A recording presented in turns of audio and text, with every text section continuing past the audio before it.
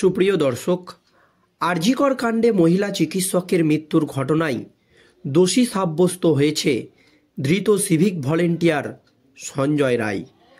আজ হবে সঞ্জয় রায়ের সাজা ঘোষণা। আর সঞ্জয় রায়ের সাজা ঘোষণার আগে 5 মাসের তদন্ত প্রক্রিয়ায় যা হয়নি, এবার সেটাই হলো। বিচারকের সামনে দাঁড়িয়ে সঞ্জয় রায় দাবি করেছে সে তিলোত্তমাকে খুন করেনি, কারণ তার গলায় রুদ্রাক্ষরের মালা ছিল।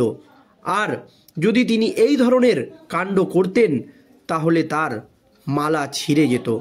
তবে ধৃত সিভিক ভলেন্টিয়ার সঞ্জয় রায়ের এই দাবি মানতে একেবারেই নারাজ নির্যাতিতার পরিবার। নির্যাতিতার পরিবার জানিয়েছে নিশ্চয় সঞ্জয় দোষী, কিন্তু সঞ্জয়ের সঙ্গে ছিল আরও বড় বড় মাথারা। তা না হলে কি করে সঞ্জয় জানলো যে তার মেয়ে কোন রোমে রয়েছে? আর এই আবহে একেবারে আরজিকর কাণ্ডে জড়িত সঞ্জয় রায় ছাড়াও আরও 4 জন চিকিৎসক, এবং তাদেরকে সাহায্য করেছে আরও 50 জন চিকিৎসক। তদন্ত প্রক্রিয়া শেষ হতেই একেবারে বিস্ফোরক তথ্য ফাঁস। দর্শক, প্রথম থেকেই দাবি করা হচ্ছিল যে আরজিকর কাণ্ডে মহিলা চিকিৎসকের মৃত্যুর ঘটনায় ধৃত সিভিক ভলেন্টিয়ার সঞ্জয় রায়ের একার পক্ষে এই কাজ করা সম্ভব নয়, এর সঙ্গে আরও বড় বড় মাথারা জড়িত রয়েছে। তবে নির্যাতিতার মা বাবা দাবি করছে যে কেন্দ্রীয় তদন্তকারী সংস্থার সিবিআই আধিকারিকরা ঠিকঠাক তদন্ত করেনি। শুধু তাই নয়, তিনার মা বাবা যদি সিবিআই আধিকারিকদেরকে ফোন করেছে কোনো অভিযোগ জানানোর জন্য, তারপরও তারা ফোন ধরেনি। আর এই আবহে যখন ধৃত সিভিক ভলেন্টিয়ার সঞ্জয় রায়ের সাজা ঘোষণার আর কয়েক ঘন্টা বাকি, তখনই একেবারে ফাটলো বড় সড়ো বোমা। ঠিক কী দাবি করেছেন নির্যাতিতার মা বাবা দেখুন দর্শক। পুলিশের তদন্তে আস্থা নেই বলে গোড়া থেকেই জানিয়ে আসছিলেন। পরবর্তীতে কেন্দ্রীয় গোয়েন্দা সংস্থা সিবিআইয়ের তদন্ত নিয়েও অসন্তোষ প্রকাশ করেছিলেন। রাত পোহালেই যখন আরজিকর মামলায় সাজা ঘোষণা, তার আগেই নির্যাতিতার মা বাবা জানালেন তারা সিবিআই তদন্ত চায়নি, বরং ম্যাজিস্ট্রেট পর্যায়ের তদন্ত চেয়েছিলেন তারা। পুলিশ এবং সিবিআই দুই পক্ষের তদন্তে গাফেলতি করেছে বলে দাবি তাদের। শনিবার শিয়ালদাহ আদালতে দোষী সাব্যস্ত হয়েছে ধৃত সিভিক ভলেন্টিয়ার সঞ্জয় রায়। সোমবার আদালত তাকে সাজা শোনাবে। সর্বোচ্চ সাজা ফাঁসি অথবা সর্বনিম্ন যাবজ্জীবনের সাজা হবে তার।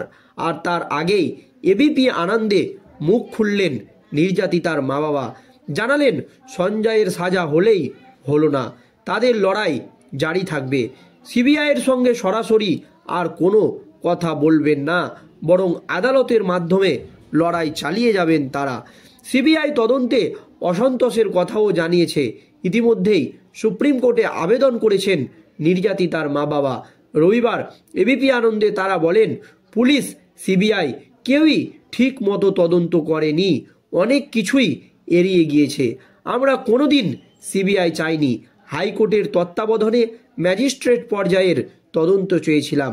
সুপ্রিম কোর্ট রবিবার স্বতঃপ্রণোদিত হস্তক্ষেপ করে। স্বাধীন ভারতের ইতিহাসে রবিবার স্ট্যাটাস রিপোর্ট জমা পড়ে, তাও দেখতে চাইব আমরা। নির্যাতিতার মা বাবা দাবি করেন ওই রাতে তাদের মেয়ের সঙ্গে 4 জন ছিলেন, তারাও এই ঘটনায় জড়িত।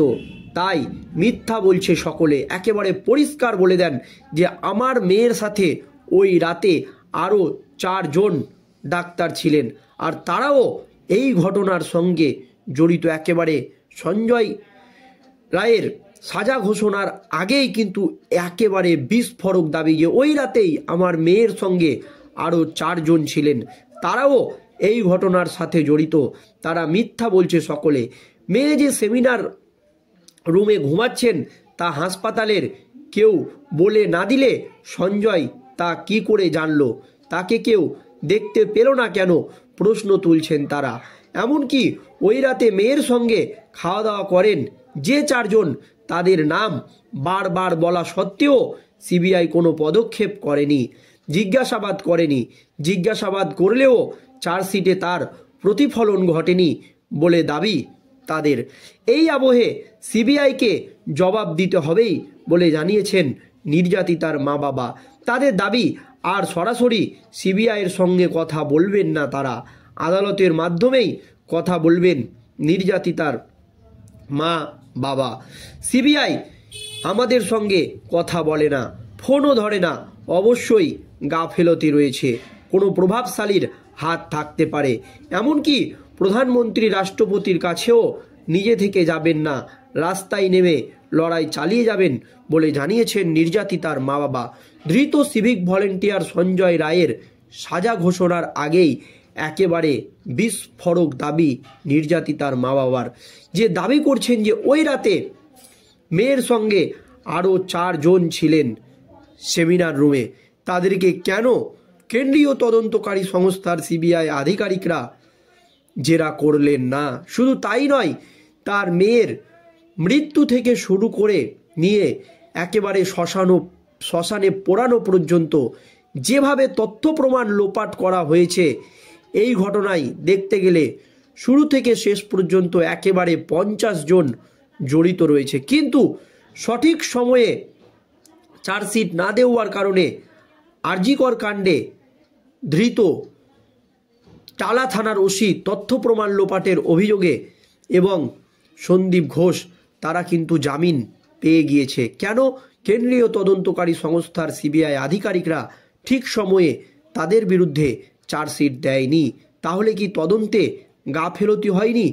এছাড়াও সবচাইতে বিস্ফোরক যে দাবিটা করলেন নির্যাতিতার মা বাবা, ওই রাতে তার মেয়ের সঙ্গে আরও 4 জন ছিলেন, তারাও এই ঘটনার সঙ্গে জড়িত, তাই মিথ্যা বলছে সকলে। মেয়ে যে সেমিনার রুমে ঘুমাচ্ছে তা হাসপাতালের কেউ বলে না দিলে সঞ্জয় কি করে জানলো যে তার মেয়ে সেখানে ঘুমাচ্ছে? তাকে কেউ দেখতে পেল না কেন? প্রশ্ন তুলছেন তারা। এমনকি ওই রাতে মেয়ের সঙ্গে খাওয়া দাওয়া করেন যে 4 জন, তাদের নাম বারবার বলা সত্ত্বেও কেন্দ্রীয় তদন্তকারী সংস্থার সিবিআই আধিকারিকরা কোনো পদক্ষেপ করেনি, জিজ্ঞাসাবাদ করেনি।